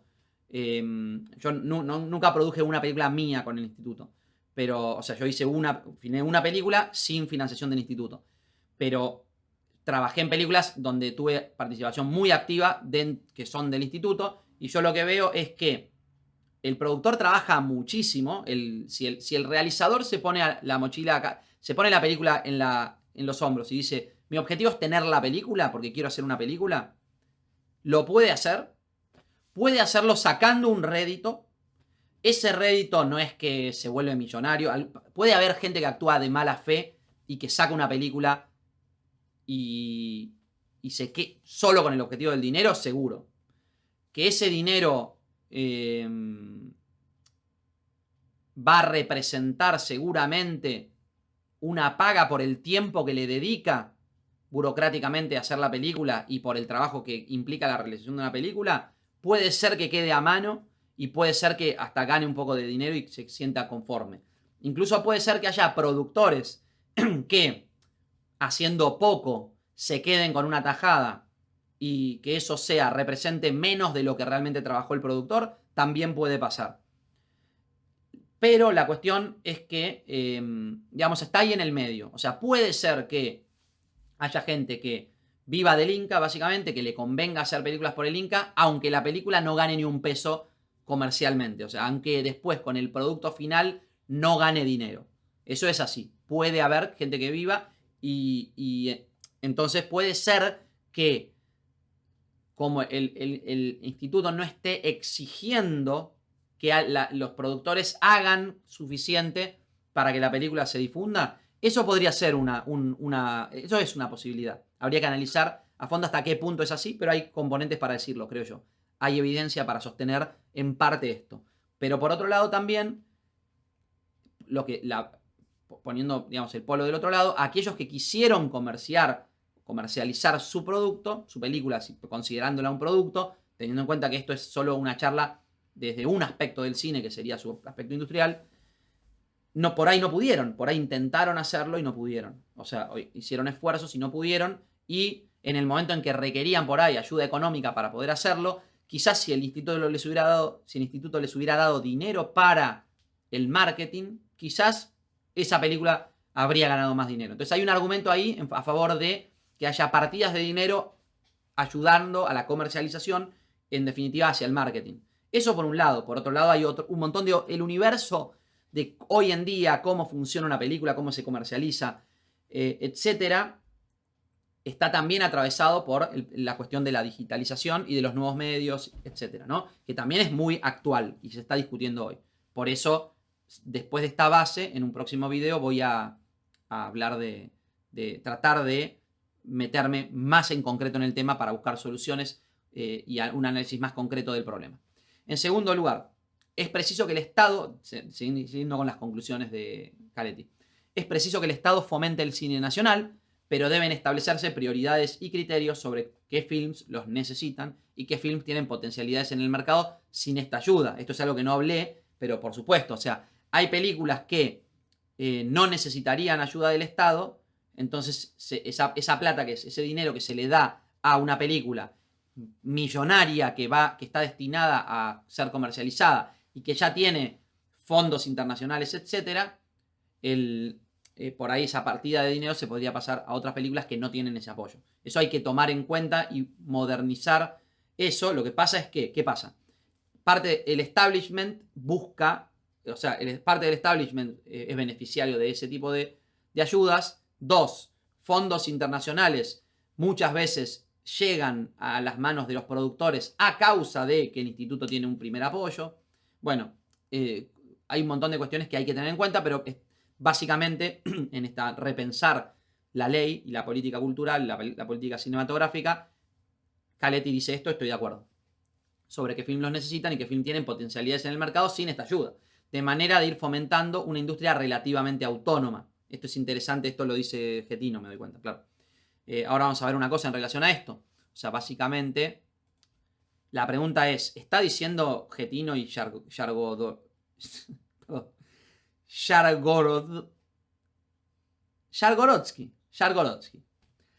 ¿Están diciendo Getino y Yargorodsky que hay que fomentar el cine independiente? Bueno, eso por un lado hay que tenerlo en cuenta para mí. Lejos de ser solamente garante de la supervivencia del sector, el Estado debe propender a la consolidación de un sector cinematográfico industrial y exportador, a la vez que mantener el apoyo al cine de autor. Esto por otro lado. Acá la pregunta que me hago es, ¿hubo alguna vez apoyo al cine de autor? Me di cuenta que en un artículo de Getino, que creo que es este de Yargorodsky y Getino, que me descargué hoy, hablan más puntualmente sobre esto. Mi punto de vista, históricamente, es que el instituto nunca favoreció el cine de autor.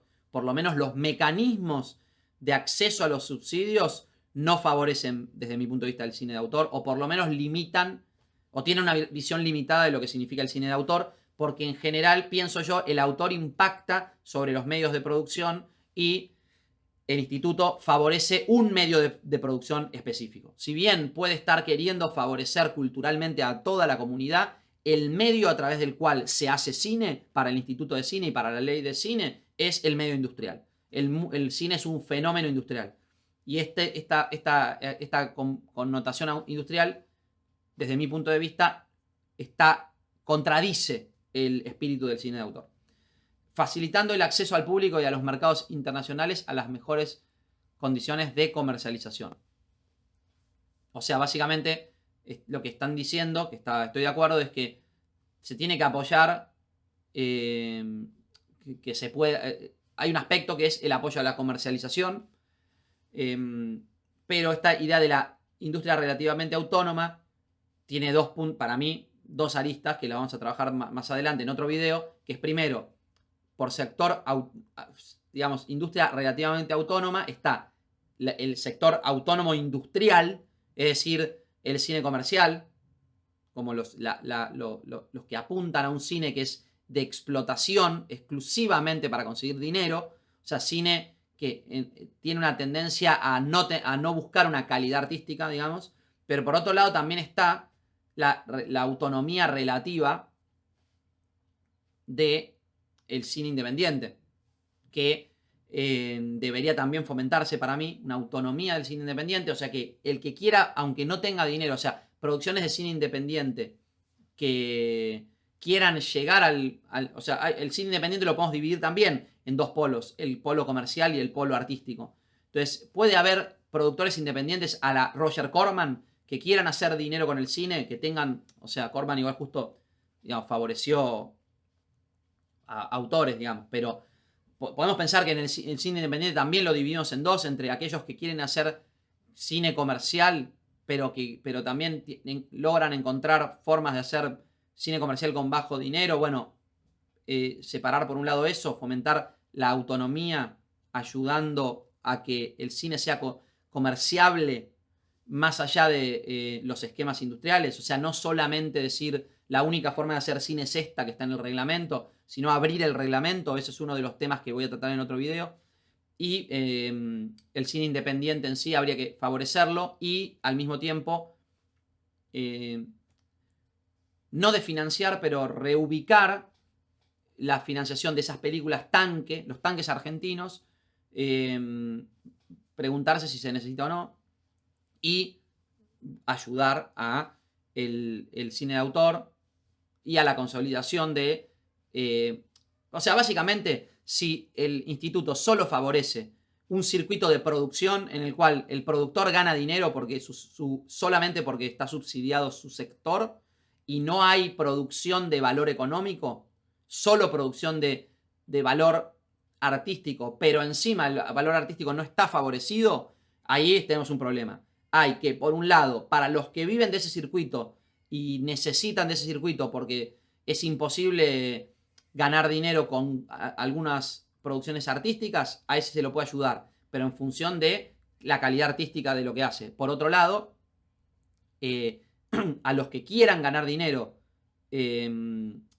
ayudarlos también a que se vuelva un emprendimiento rentable no solo exclusivamente a través del subsidio, ayudar eso. Y por otro lado, no subsidiar al que no lo necesita. Eso creo que es un poco lo que están diciendo acá, con algún aditamento de mi línea, que es la defensa del cine independiente, pero para eso tratar de definirlo, ¿no? Ahora, llegando a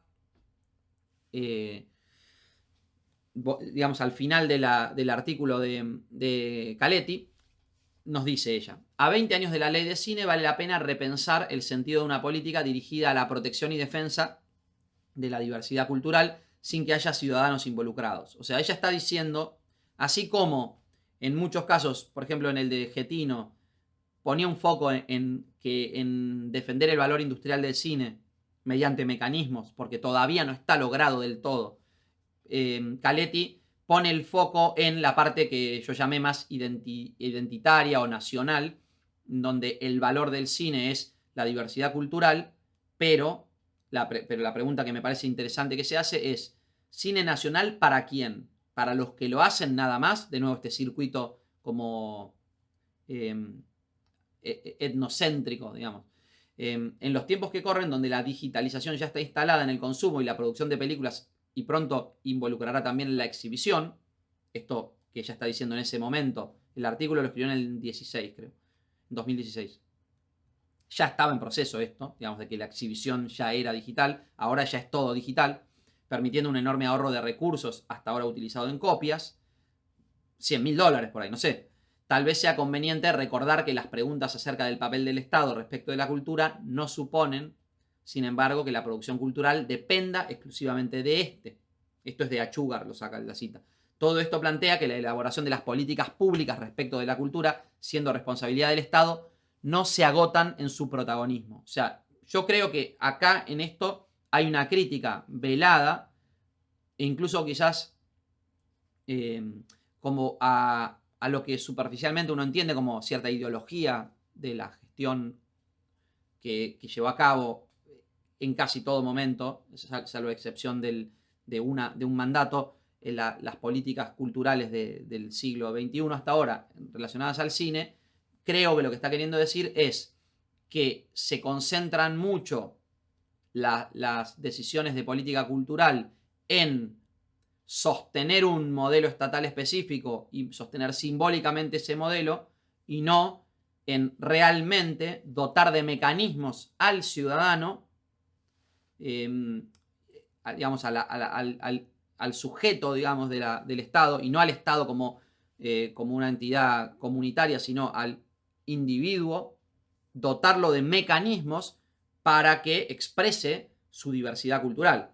O sea, si la diversidad cultural implica solamente producir contenido que defienda un valor y que esos valores vengan como decir un modelo de arriba hacia abajo de diversidad cultural, no funciona. La diversidad cultural tiene que aparecer a través de mecanismos en donde el Estado pueda hacer una lectura, el Estado pase a un lugar receptivo, no solamente prescriptivo. Y sobre eso, sobre ese aspecto receptivo y no prescriptivo de la ley, es que voy a centrar el próximo video, donde me voy a concentrar en las propuestas, en el análisis concreto de la ley, que no lo voy a hacer, no lo voy a extender tanto, pero voy a hacer un mini análisis de algunos aspectos de la ley. En relación a las posturas actuales sobre la ley y a una postura puntual, una propuesta puntual para una nueva ley, desde mi punto de vista, el foco principal tiene que estar está vinculado, y por eso digo, me encontré muchas cuestiones en común con este artículo, por eso decidí usarlo.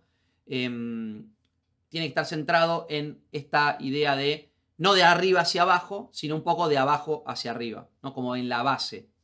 Y creo que es interesante cómo un sector tan pequeño como el sector cultural, donde el cine es un sector más pequeño todavía, en realidad tiene una implicancia enorme para toda la sociedad, porque desde el cine se construye identidad, ideología, simbología, etc. Entonces hay que tomar conciencia de eso. Todos los sectores, todos los actores de todas las ideologías tienen que participar en un debate para rearmar, para defender la necesidad del cine y en todo caso creo que la discusión posible tiene que ser en cuanto a cómo se logra eso y no si tiene que haber o no. Entonces, obviamente, eso es uno de las cuestiones a tener en cuenta.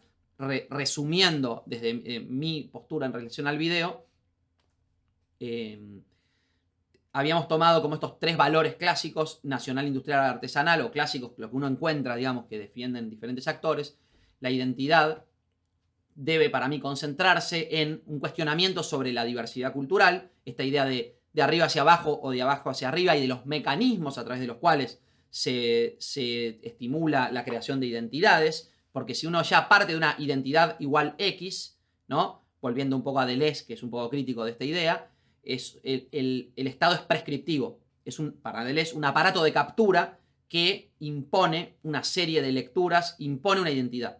Mientras que la identidad, si el Estado es receptivo, lo que hace es dotar de mecanismos para que distintos agentes de construcción de identidad estén en constante, digamos, choque dinámico para que se vaya construyendo como una especie de golpe, digamos, justamente plural, de una entidad plural, dotar de pluralismo a esta cuestión de la identidad, con todos los problemas que tiene hoy y la importancia que se le da a los problemas de identidad en la actualidad, ¿no?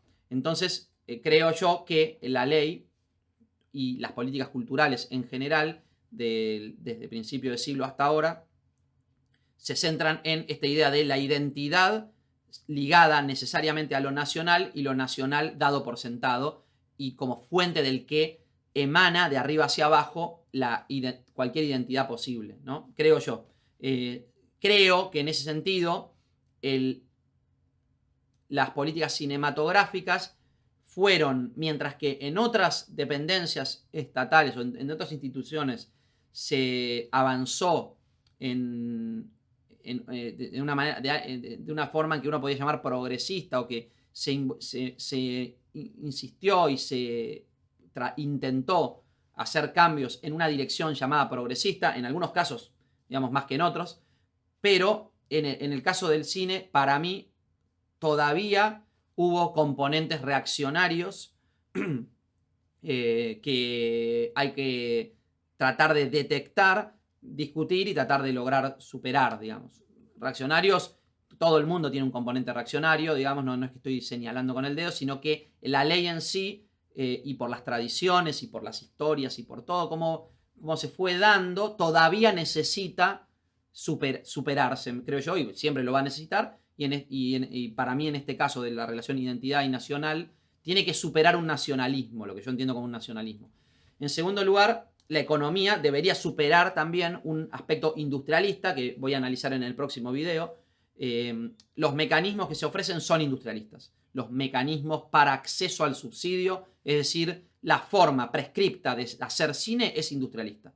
Entonces, pero también hay problemas de la economía, es decir, es lícito que haya un sector que defienda el mundo cinematográfico como un sector que da trabajo, entonces, pero también tiene sus problemas ese dar trabajo, también necesita mejorar en algún aspecto, por ejemplo, si en los aspectos en los que se apunta a un tipo de cine industrial que no debería ser el único y no debería monopolizar sobre el resto de las ideas, o sea, no debería tener más importancia que el resto, deberíamos ver en qué medida y en qué porcentaje se debe fomentar el aspecto industrial del cine, pero no debe ser el único. Pero en los casos en los que se haga eso, en el aspecto industrial, todavía hay mucho que digamos, favorecer para que mejore eso, y el problema principal que vimos hoy es del lado de la comercialización, del lado de cómo se construye una demanda. Y eso, la demanda no puede ser hecha desde exclusivamente el lugar industrial, tiene que hacerse en colaboración con los otros dos valores, digamos, que vemos en el cine, principalmente con el valor artesanal. Es decir, las películas tienen que ser mejores desde un punto de vista artístico, y definir eso ya es un problema, obviamente, pero no pueden quedarse en el mero cómo estructurar el tipo de trabajo y cómo estructurar cómo pensar el cine específicamente desde lo económico. No puede ser eso solamente, y no puede lo económico aplacar el valor que tiene como identitario y artesanal, o sea, el valor simbólico y el valor artístico del cine no puede ser aplacado por el aspecto industrialista, digamos. Finalmente, en relación a la ley de cine, yo creo que todavía no se enfocó, no hay, digamos, una búsqueda específica y concreta, plasmada o expresada a través de una ley o de un reglamento que busque, que defina, digamos, el carácter artesanal del cine y busque favorecerlo. Eso es un déficit, creo yo, y creo que en las propuestas de ley futura están representados estos problemas, sin lugar a dudas lo están, y desde mi punto de vista, según lo que estuve leyendo y todo, creo que todavía falta pensar algunas cosas, y eso es lo que voy a tratar de plantear en los próximos videos. Entonces, soluciones en el próximo video. Básicamente, o sea, esto es un planteamiento de un problema. Espero poder ofrecer ideas, más que soluciones, sería propuestas de solución, no solo mías, o sea, en realidad me voy a concentrar en propuestas de otros y voy a tratar de hacer mi aporte para ver cómo puedo yo decir, bueno, cómo puedo opinar sobre eso y decir qué sería para mí, lo que habría que hacer, etcétera, ¿no? Así que, bueno, eso. Si no están suscritos, suscríbanse y pongan la campanita si les interesa que cuando saque el próximo video les anuncien, y de paso me ayudan a mí. Y si no conocen el canal, véanlo, que tiene cosas interesantes. Bueno, y el próximo video se los voy a dejar acá. Saludos y gracias.